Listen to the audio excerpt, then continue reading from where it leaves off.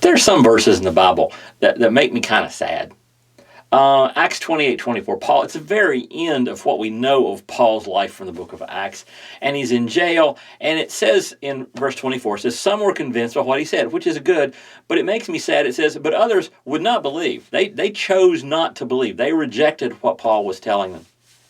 And I come across that in the question because I run into people who reject, who will not believe. And what should I do about that? And sometimes the idea is, well, if people reject, you just, give up and move on. I mean, there's even times in the Bible when Paul does that very thing.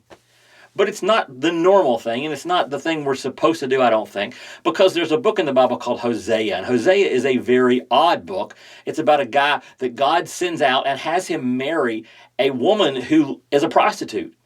And she won't give up her work once she marries him, and she's cheating on him constantly. But the wild thing is, God tells Hosea to just keep chasing her down. And then in chapter 2, verse 14 of Hosea, he gives him the why. He says, therefore, I'm now going to allure her. I will lead her into the wilderness and speak tenderly to her. I'm going to take her to the woods, and we're going to take a walk, and I am going to convince her. And God in Hosea and tells us through Hosea that even when people are saying no, my job is to keep wooing, to keep reaching for them, to keep loving them, to keep sharing the good news with them. My job is not to give up and walk away just because somebody rejects God.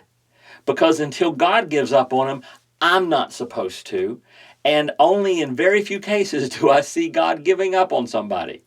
So, keep wooing, keep loving, keep reaching for that person in your life who needs Jesus, but keep saying no, because you never know when the time will come when God's ready to get them and they're ready to say yes.